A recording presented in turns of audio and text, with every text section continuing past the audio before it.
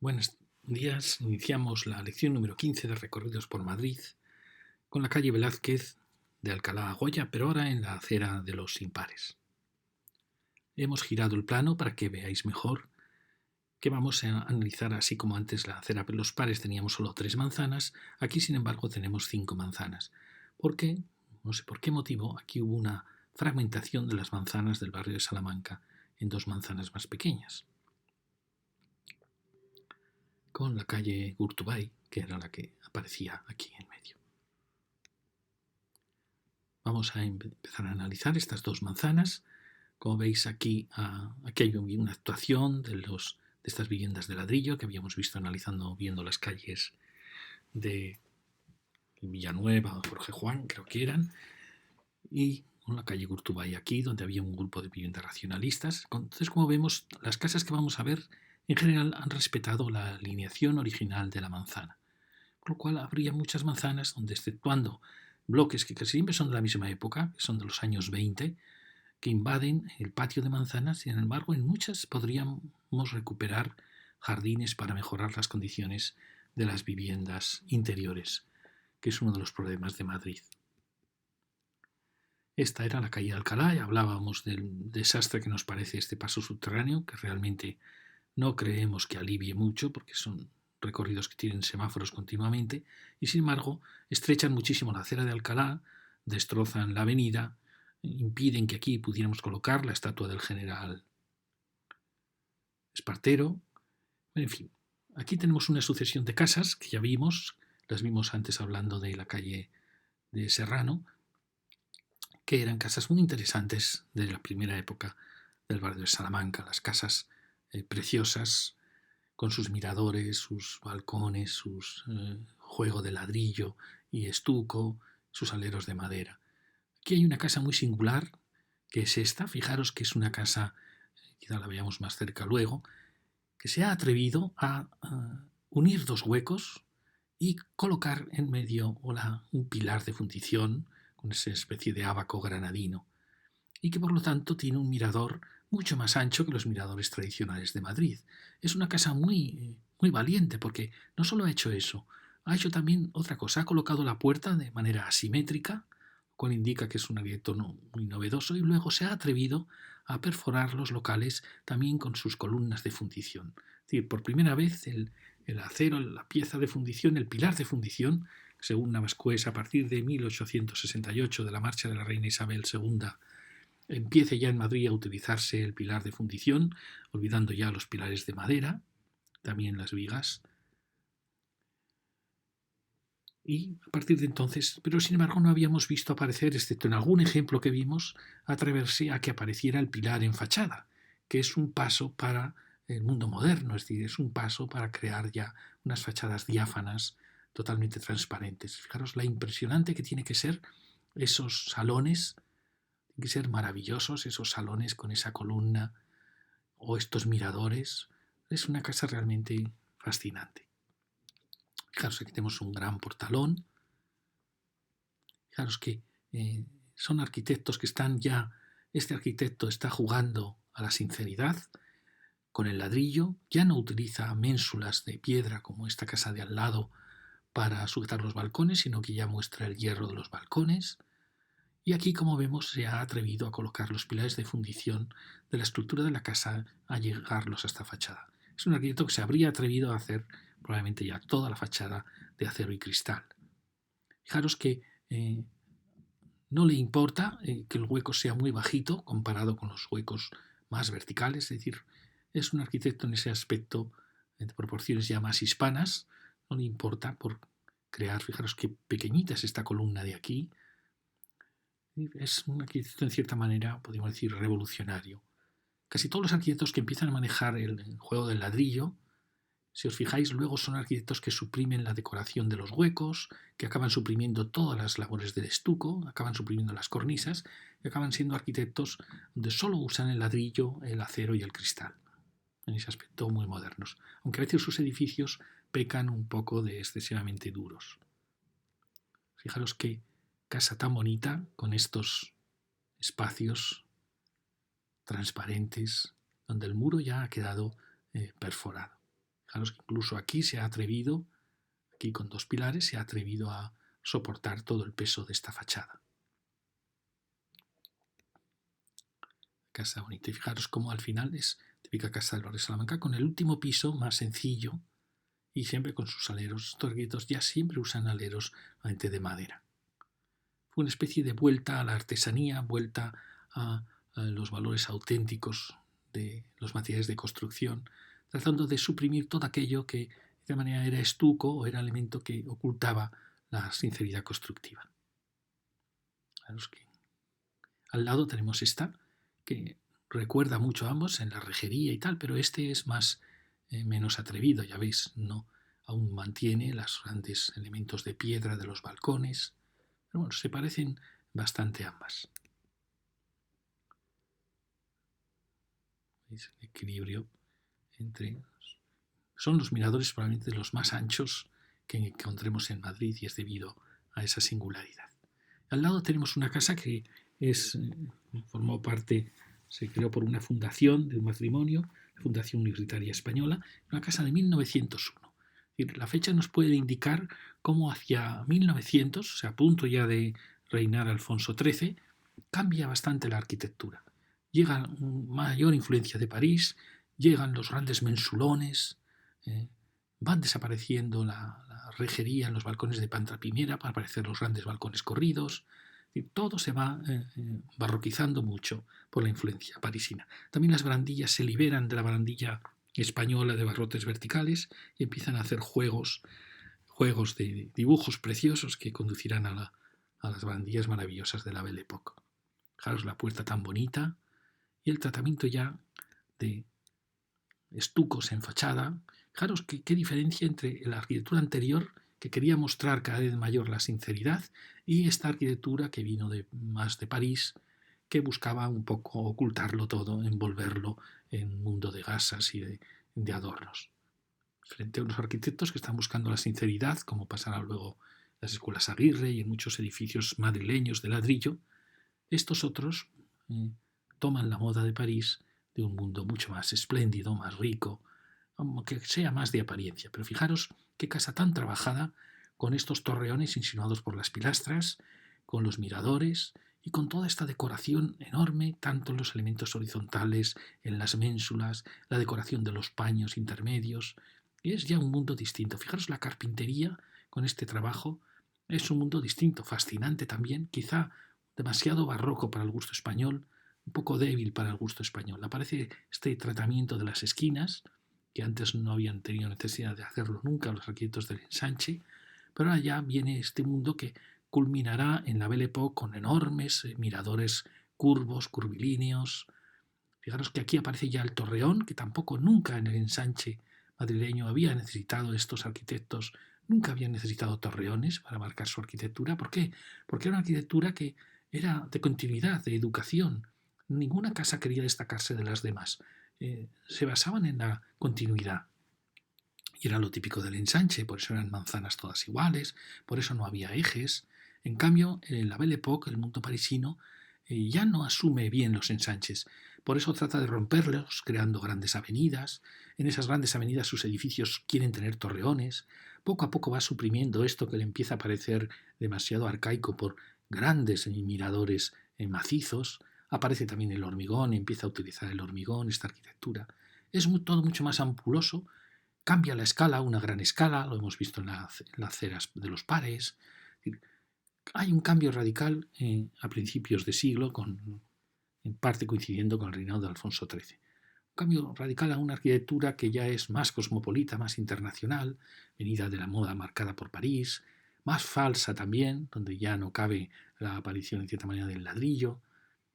Es un mundo que se acaba y un mundo nuevo que llega. Ese mundo nuevo que llega va a durar poco porque en cierta manera va a suicidarse con la Primera Guerra Mundial y con la desaparición de todo ese mundo de la burguesía tan rico, pero con tantas diferencias sociales. Claro, esta es una gran casa y, como os he dicho, la fecha es de 1901, ya su torreón. Es decir, es el paso de esa arquitectura a una nueva arquitectura que está ya surgiendo. Fijaros ya con los balcones de macizos, de balaustres. Pensar que ese es el cambio de siglo, 1900, para fechar una casa. Cuando ya empiezan a aparecer estos balcones, se está acabando el mundo de María Cristina, por supuesto de Alfonso XII, y empieza ya un mundo diferente que va a ser el siglo XX con Alfonso XIII.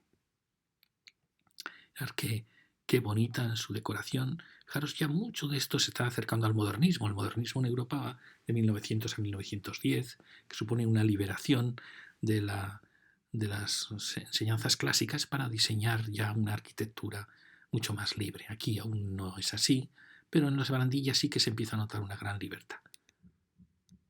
Fijaros aquí cómo está todo tan atado. A veces pienso qué escritores irían con esta arquitectura. Pues quizá parte Marcel Proust, frente a otra arquitectura que hemos dicho más de Galdós, o más la más anterior romántica de Becker, del mundo del mirador, del mundo romántico.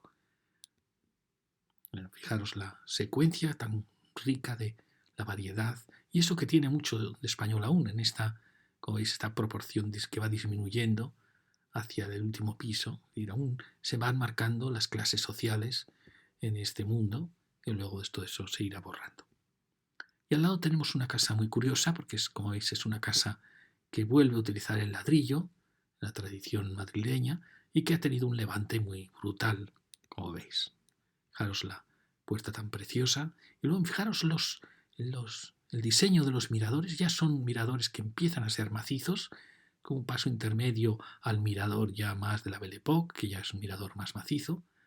Fijaros este balaustre tan moderno, con estas líneas horizontales, casi ya modernistas, tan interesante. Fijaros también la riquísima barandilla, ya también casi modernista, y sin embargo la casa es muy clásica, ya veis, ¿no?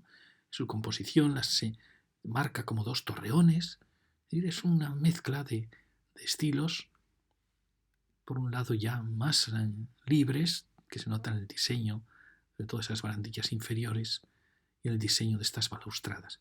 Luego fijaros que tiene este componente clásico, que no lo puede evitar, con estos torreones marcados aquí por esta pequeña arista y por este elemento central. Y que culmina, yo creo que el que hizo la ampliación creó esta gran cornisa y hizo esta ampliación, aparentemente muy brutal. Fijaros que es un arquitecto que no le importa romper con todas las líneas que viene el de abajo, y hace una arquitectura ya basada en el gran hueco racionalista, pero continúa en ladrillo, es decir, tiene gestos como de continuidad y otros de absoluto desprecio, como este final. Entonces no sabemos si es que es un arquitecto que no quiso trabajar, o que es un arquitecto que está haciendo un manifiesto de un mundo nuevo, de una arquitectura mucho más violenta, mucho más verdadera, mucho más austera, mucho más espartana, y realmente también en cierta manera revolucionaria, ¿no? El hecho de no querer ni siquiera, por lo menos ha respetado el eje, ¿no? Pero el hecho de colocar aquí esos dos macizos, no sabemos si es intencionado o si es que no le importó. Y aquí tenemos al lado otra casita curiosa, muy difícil de clasificar porque tiene elementos de la Belle Époque, tiene luego otros elementos misteriosos como este juego de pequeñas ventanas. ¿Ves? Luego es una casa que ha sido ampliada, también eso introduce más confusión, pero fijaros que este es un basamento de la Belle Époque, esa barandilla, este mirador, y luego aquí hay una confusión que no sabríamos decir dónde acababa la primitiva casa. Pero creemos que estos pisos que han repetido el ritmo, es una casa curiosa. Parece casi una casa chalet para una sola vivienda. Muy difícil de clasificar. Pero fijaros, la barandilla, esta ya barandilla, es una barandilla casi art déco, mientras estas barandillas son diferentes. Es decir, que aquí ha habido un cambio radical de diseño. Aquí tenemos esta secuencia de la gran casa, 1901, la siguiente casa que la veíamos más clásica, y esta misteriosa casita de los miradores. Y enfrente tenemos una casa que también está fechada, es de 1906, del arquitecto Luis Sainz de los Terreros. Fijaros que es una casa muy bonita donde ya aparecen elementos que efectivamente indican su fecha. Como os he dicho, a partir de 1900 y de Alfonso XIII aparecen los balaustres macizos, las grandes ménsulas, los miradores ya que empiezan a escapar de la forma rectangular del mirador clásico del barrio Salamanca, La rejería ya empieza a ser muy libre de diseño. Y fijaros que bien la influencia de París se nota en esas mansardas de pizarra. Fijaros, es una casa que se ha conservado muy interesante, donde hay un elemento curioso que es este mirador macizo. Frente a ese mirador pensábamos que era de otra época, que era una transformación de la casa, pero luego vemos la barandilla y vemos que puede ser del mismo momento. En 1906 ya empiezan a aparecer estos miradores. También puede ser una reforma de un mirador original, claro. ¿Veis? Es una casa donde aparece el elemento horizontal del balcón y luego la cornisa con sus balcones corridos arriba. Una casa muy bonita, todo por el elemento del mirador con la entrada en el chaflán. Fijaros qué bonita barandilla que ya habla del modernismo, barandilla muy libre y que aquí aparece en ese misterioso mirador, con las ménsulas, una casita típica de este. Podríamos decir, antes lo he dicho, ¿no? Al lado tenemos una gran casa, digamos, esta casa podría ser de vivir en ella Galdós, y aquí, pues Marcel Proust, ¿no? Es decir, fijaros la finura, la elegancia de este mundo que viene de Francia frente a la austeridad española, a la rotundidez y a la fuerza de esta otra arquitectura. Fijaros que el cambio es tremendo, ¿eh? Realmente ambas tienen balcones, ambas tienen basamentos, ambas tienen sus aleros, pero el cambio es tremendo. Esta casa intermedia, fijaros que usa un elemento de grandes pilastras con este elemento tan curioso que marca intermedio. A veces he pensado, y esta era una casa de los años 40 que se había hecho imitando modelos del barrio de Salamanca, pues por elementos que tiene, pero bueno, también podría ser perfectamente una casa clásica del barrio de Salamanca que ha quedado aquí entre actuaciones ya más modernas. Fijaros que el elemento de las pilastras con el arco suele ser en ciudades más marítimas, donde hay negocios que usan los pisos primeros. No lo hemos visto mucho en el barrio de Salamanca, pero aquí aparece esa gran escala que da la planta baja. Tenemos la puerta, que indicaría que la casa no es del siglo XX, sino que sería del siglo XIX. Y fijaros, no se ve mucho, pero bueno, la maravillosa composición de balcones. Fijaros que aquí no hay... perdonad, quería ver un poco antes. Bueno, quería mostraros que no había balcones corridos, sino que era una secuencia muy hispana de los primeros años del barrio de Salamanca, con sus balcones todos coincidiendo con su hueco. Y al lado aparece otra casita que también la tenemos fechada, que es de 1920. No, perdona, sí, de 1920. No, perdón, 1909. Sí, como veis es una típica casa ya de la Belle Époque, 1909, con sus balaustres, fijaros, esto es típico de esta época. Los barrotes verticales no tocan el suelo, están flotando en la rejería. Todo esto va a conducir al modernismo, a una ruptura de las normas clásicas y a una ligereza. Pero aquí, como veis, las gigantescas ménsulas, maravilloso portal. Fijaros qué distinta. Esta casita tan hispana está rodeada por dos casas muy francesas. Fijaros, aquí ya se unen los balcones, se intercalan y aparece ya el mirador macizo. Una preciosa casa, veis que ha conservado sus contraventanas. Me encantaría conocer cómo son los espacios interiores, los salones interiores, sus carpinterías, sus tarimas, toda la riqueza que tienen estas casas. Por eso cuando se rehabilitan y se vacían, pues es una pérdida tremenda, porque quedan solo mascarones. Fijaros que aquí ya aparece el gran torreón marcando. Fijaros que poco a poco en la Belle Époque, curiosamente, la Belle Époque decora muchísimo los elementos verticales y también los dinteles, pero los laterales de los huecos van quedándose vacíos. Se nota ahí, fijaros cómo al final esos huecos vacíos están hablando ya de un mundo mucho más moderno, que aparecerá más tarde. Fijaros el mirador, con este elemento macizo, aún es un mirador que no ha sido integrado dentro de los espacios de la casa, eso va a venir un poquito más tarde, pero ya es un mirador envuelto en elementos macizos que poco a poco se va incorporando. Ya no contrasta con la fachada como pasaba en los miradores del barrio de Salamanca, sino que ya poco a poco se va integrando en todo lo que es la fachada. Y eso que siempre es el elemento fundamental en la Belle Époque. La Belle Époque necesita marcar sus edificios, marcar con sus ejes, marcar con sus torreones. Es un mundo grandilocuente, de grandes gestos, hacia grandes avenidas que culminaban en edificios presidenciales, en edificios bancarios. Bueno, es un mundo que no tiene nada que ver con el, de esta manera, humilde ensanche del Marqués de Salamanca. La casa, por supuesto, es muy bonita, con ese juego. Claro, es que aquí tiene menos balcones corridos que los que ha optado en la calle lateral. Fijaos este gran mirador. Ahora estas carpinterías muy densas. Las contraventanas, por suerte, ha conservado casi todos los elementos originales de la casa.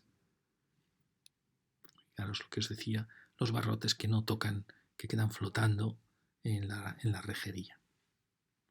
Esto, como os he dicho, es del arquitecto Rodríguez Avial de 1909.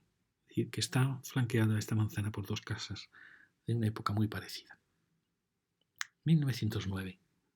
Tenemos, siempre que veamos estos grandes adornos, este tipo de barandilla, estos miradores macizos y estos torreones, ya sabemos que estamos ya en el siglo XX. ¿Veis?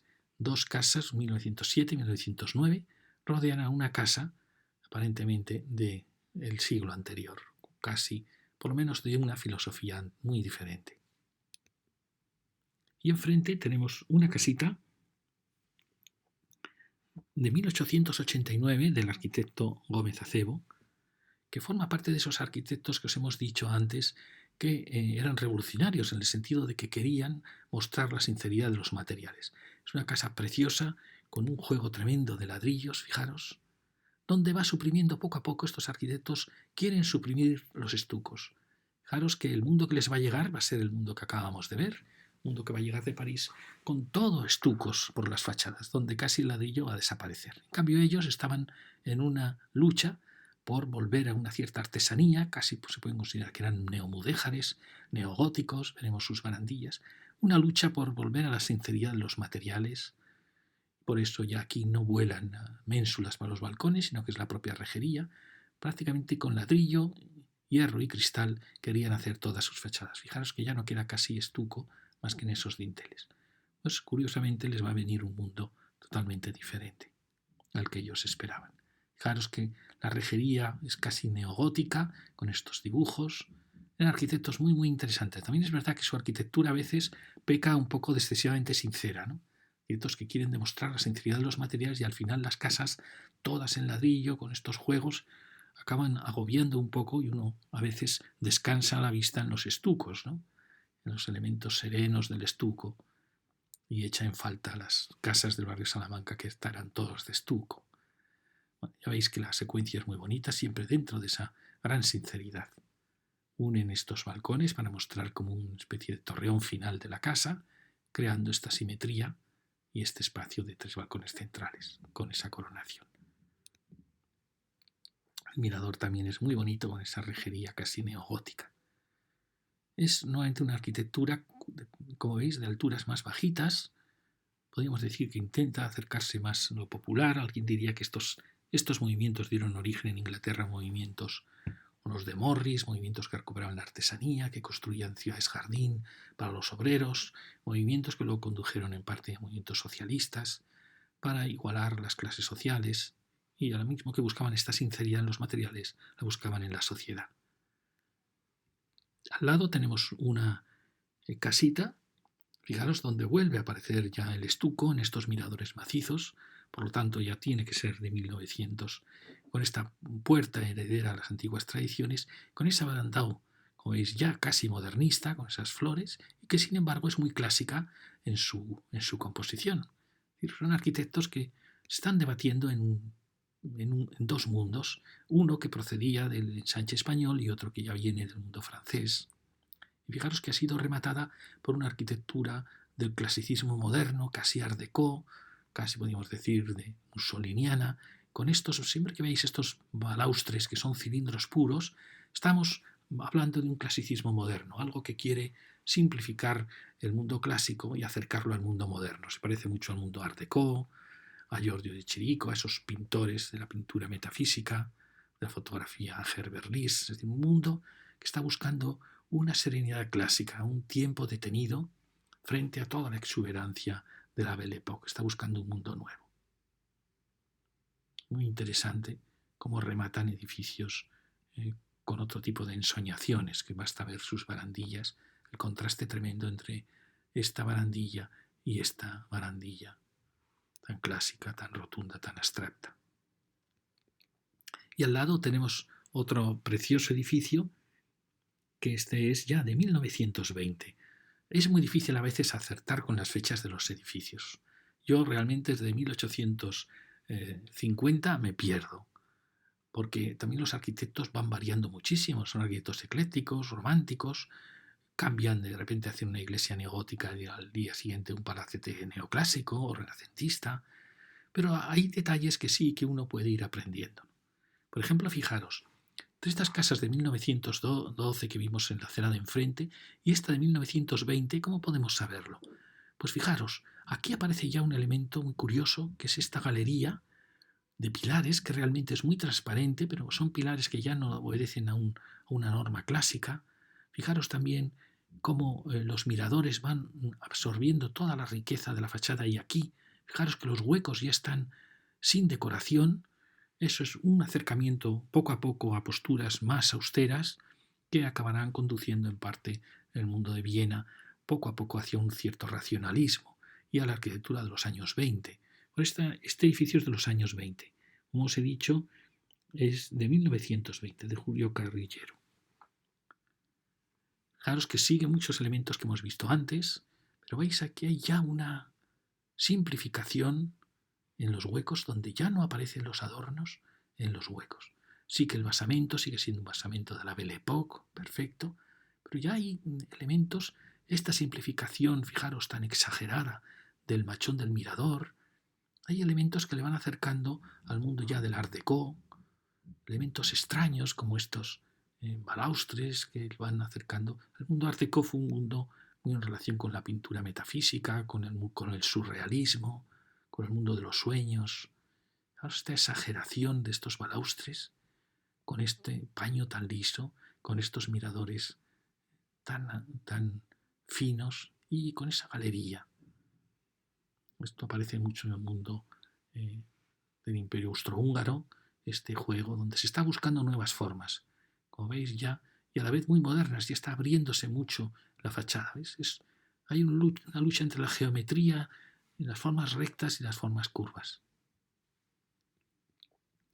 Y eso es lo que nos puede indicar que hemos pasado ya de 1910 y ya estamos en una época diferente.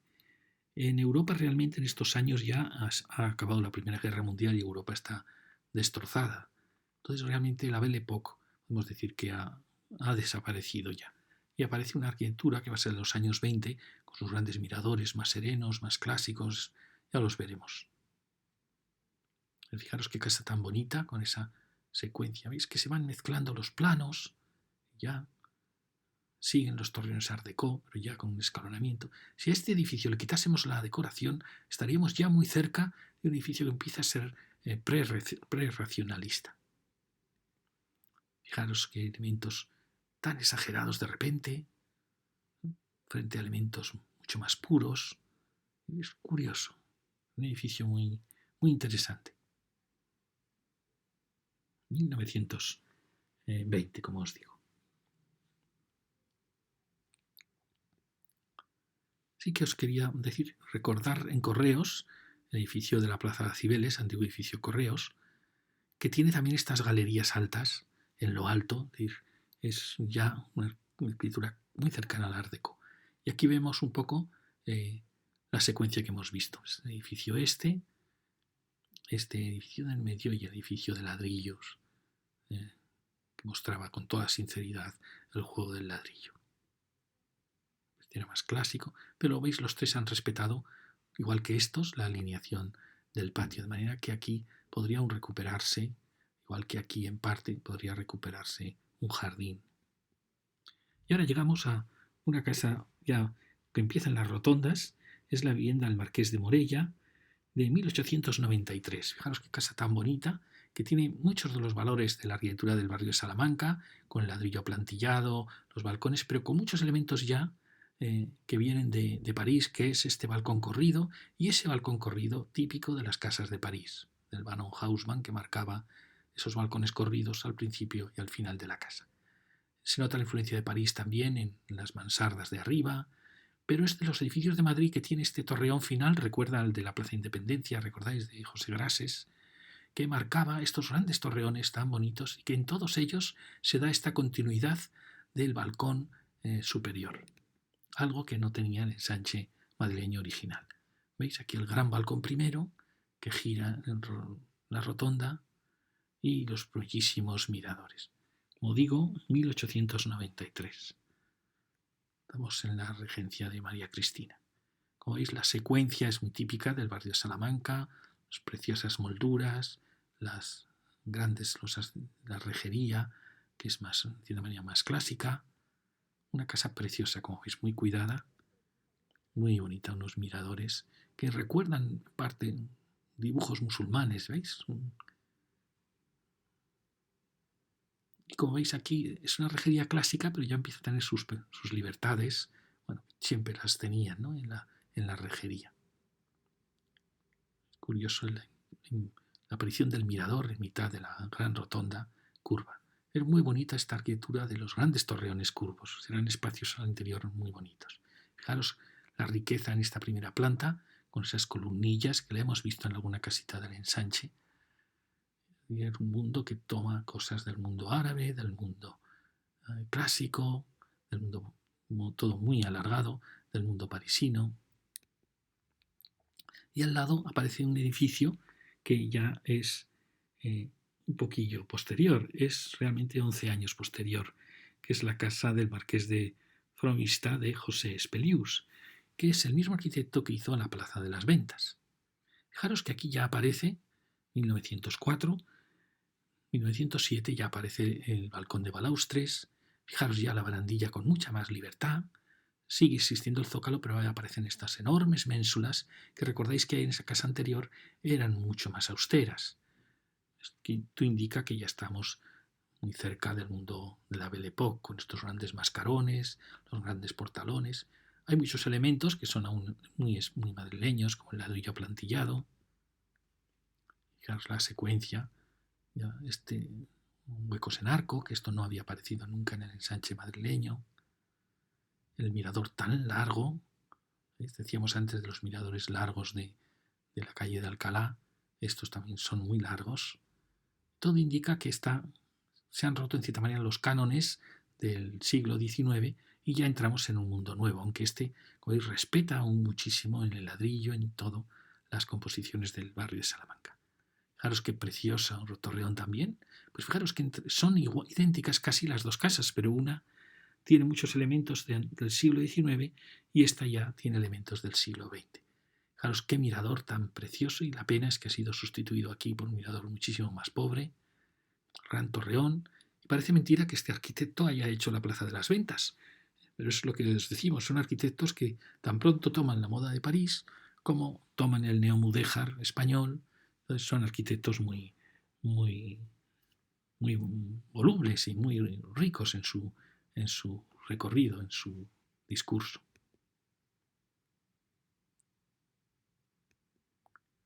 El torreón tan bonito. Es muy bonito cuando en estos volúmenes tan puros se rompe la esquina con un gran torreón. Aquí tenemos este gran zócalo, estos grandes huecos de una casa de una gran escala, de una gran categoría. Fijaros que aquí también había torreones, recordáis el Hotel Wellington, donde surgía un torreón, pero ya mucho más austero, mucho más integrado, y aquí queda integrado en la curva del mirador, ya veis. Y aquí enfrente vamos a tener otra casa que ha tenido, bueno, fijaros, acabamos las dos casas, qué curioso esta manzana que acabó con sus dos torreones. Y aquí aparece una casa que para mí es un tanto enigmática, una casa que ha tenido un levante aunque es un color que contrasta demasiado, pero bueno, es curioso los levantes en Madrid. Como poco a poco se van realizando en muchos edificios, habría que hacer un estudio sobre los mejores levantes de Madrid, cuáles son los que han quedado mejor. Y esta es una casa muy curiosa, fijaros, por sus proporciones, por todo, claramente es una casa clásica, claramente podía ser de la arquitectura de los años 30, pero puede ser también perfectamente de después de la guerra. Y es una casa, como veis, muy clásica, muy rotunda, muy austera, y fijaros el pequeño gesto que tiene aquí del nicho, la cornisa. Podría ser una casa del noucentismo, que fue un movimiento catalán que se acercó mucho al Art Déco, de vuelta a una mediterraneidad, a una serenidad. Se nota en el balcón tan austero y fijaros en estas puertas tan bonitas, tan clásicas y tan austeras. Por eso puede ser perfectamente de esos años. Pero fijaros este zócalo tan rico, con esta riqueza aquí abujardada, aquí en cambio lisa. Me parece fascinante este juego tan bonito. Esto se hace mucho, se hace en parte en esa arquitectura del clasicismo moderno y también después de la guerra, con estas piezas preciosas de mármol que flanquean los huecos. He tenido la suerte de que ha sido aparentemente muy respetada con estos. Bueno, ha quedado muy, muy ordenado este gigantesco zócalo. Y luego aquí aparece esta casa que, como veis, ya no hay balcones, o sea, el paso ya es realmente revolucionario, ya no hay balcones y aparecen todo elementos cuadrados, serenos, quietos, estáticos.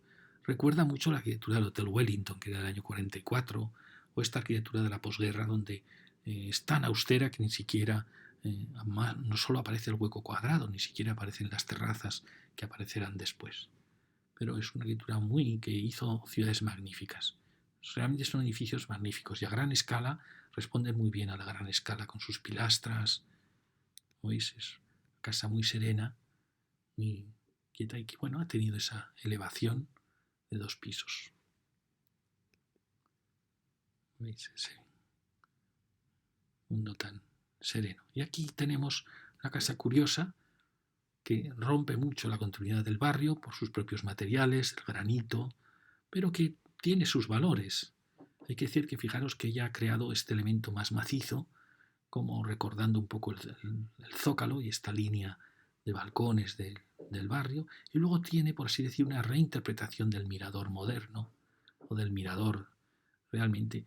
Aquí ha tenido, bueno, siempre es una pena el Banco de Santander con estos colores y estos granitos que usa, que no tienen nada que ver con el edificio en el que se sitúan. Pero bueno, al final uno piensa en estas oficinas que serán luminosas, es una especie de muro cortina, ya lo veis, pero adaptado a una escala de ciudad y que tiene también este gesto del último piso como una coronación en diálogo con las casas que tenía al lado. Y es de agradecer eso, esta serie de ritmos. Bueno, quizá efectivamente le está faltando un poco de altura en la planta baja, haber sido un poco más generoso y haber crear un entrepiso en línea con la fachada de abajo, pero bueno, yo creo que tomó mucho en parte de esta arquitectura que tenía al lado. Veis si se ve aquí, como al final, a pesar de que podría haber acabado antes y haberse retranqueado, es decir, tiene elementos de mucha dureza, pero bueno, es curioso, es un edificio de muro cortina que se ha plegado un poco al barrio de Salamanca, ¿no? Y eso es interesante. Al lado tenemos este edificio de los años 20, ya mucho más austero, con menos decoración. Ya lo veis, la decoración va desapareciendo. Los miradores ya se integran en el espacio de la casa, no como los que habíamos visto hasta ahora, que detrás quedaba el muro de carga. Aquí ya no, ya son edificios todos ellos ya de hormigón. Entonces ya se incorpora el espacio, el mirador por primera vez se está incorporando al espacio. Y eso produce espacios interiores preciosos, porque el mirador clásico del barrio de Salamanca siempre era una jaula de vidrio y cristal que no formaba parte del interior de la casa. Y lo mismo empezó a pasar en los años 10 hasta que ya se integran perfectamente en el espacio interior. Quedan fundidos con el muro. Esa es la virtud de estos grandes miradores. Como veis, la rejería es un poquito ya más abstracta, que se debate en los años 20 entre acercarse al Art Déco con rejerías cada vez más geométricas o bien acercarse hacia la arquitectura popular española con rejerías más barrocas, un poco la arquitectura que luego sucedió con Primo de Rivera, que es la vuelta al espíritu nacional en la exposición de Sevilla, en la exposición de Barcelona. Entonces, los años 20 están indecisos entre esos dos momentos. Fijaros que ya son muy diáfanos los huecos, pero siguen siendo huecos verticales. Yo, cuando he vivido en casas, en alguna casa de esta época, realmente hay una luz, una sensación igual de tristeza en la luz, por los huecos, por las carpinterías fragmentadas en la parte superior, de una época de transición, no se sabe bien si hacia un mundo que va a continuar esta gran escala o hacia un mundo moderno que va a cortar con todo esto. Y realmente fue un corte radical con todo esto.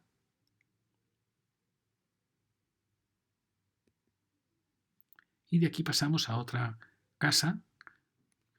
Quería mostraros cómo esta casa de estos años nos había pasado también en otras veces, creo que aquí, sí, que son de los mismos años y que rompen la alineación de los patios. Como veis, avanzan, no sé por qué, si es que su propiedad era mayor o por qué todos estos habían respetado una línea y por qué en estos años se rompe esa continuidad y estos edificios avanzan sin ningún respeto, impidiendo ese espacio interior que tanto bien habría hecho a las viviendas interiores. Es decir, son edificios muy ambiciosos en su ocupación del espacio.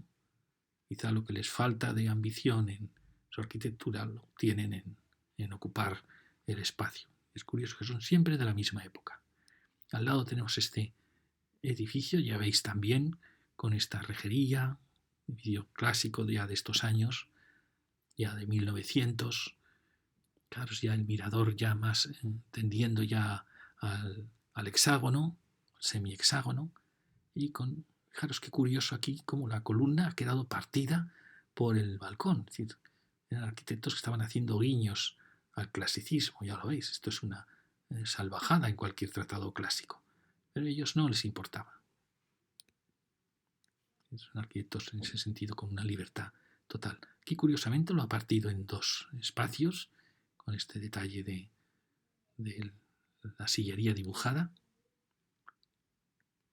Como os fijáis, tiene aquí un espacio que recuerda los grandes miradores, sin volar demasiado, recuerda esos grandes miradores de los años 10-20.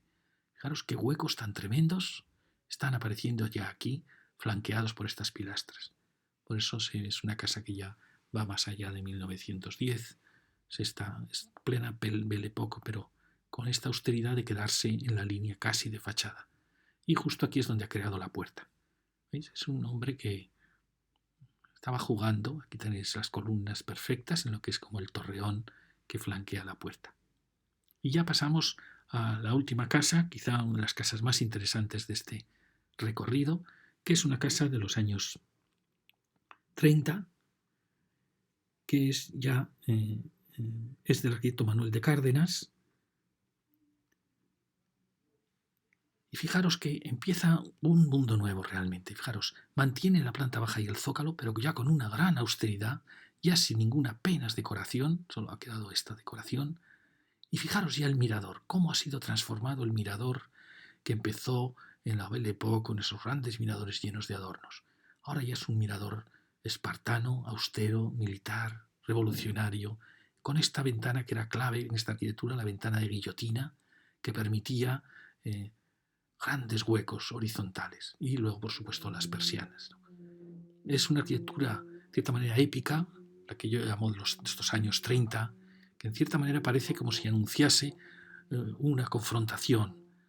Tenemos esta puerta preciosa, los huecos, fijaros, ya huecos cuadrados, ha desaparecido el balcón. Fijaros qué mirada tan...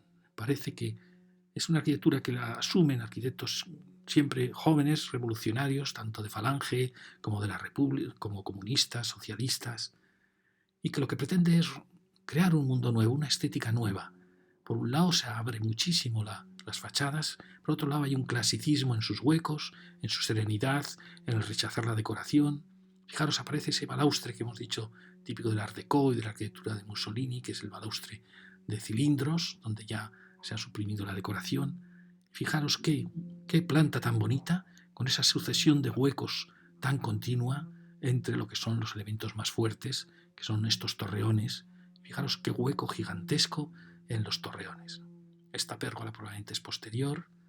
Fijaros la secuencia, cómo los torreones del Art Déco, que eran tan exagerados, ahora son ya casi cabezas de guerrero, marcando el chaflán en esta pieza preciosa. Fijaros el juego del ladrillo y del austero estuco. Me parece una arquitectura fantástica. Y sin duda se puede decir que esta arquitectura es racionalista, arquitectura Art Déco, esa mezcla de los dos movimientos. También se acerca mucho al clasicismo, que se llamará moderno. Es decir, al final forma esta arquitectura que también se le llamó arquitectura cosmopolita, porque mantiene la gran escala de la Belle Époque y crea grandes edificios en los años 30 por toda Europa. Es un poco la época de la película Casablanca y esos ambientes que hay en el interior, con estas grandes ventanas. Habla de la Europa de esta Europa de la preguerra, de la guerra mundial. Y aquí acabamos este precioso tramo de la calle de Velázquez. Ya veis, con estos preciosos edificios, que remata una secuencia que hemos visto de edificios un tanto de transición entre una época desde 1900 hasta este de 1930. Muchas gracias.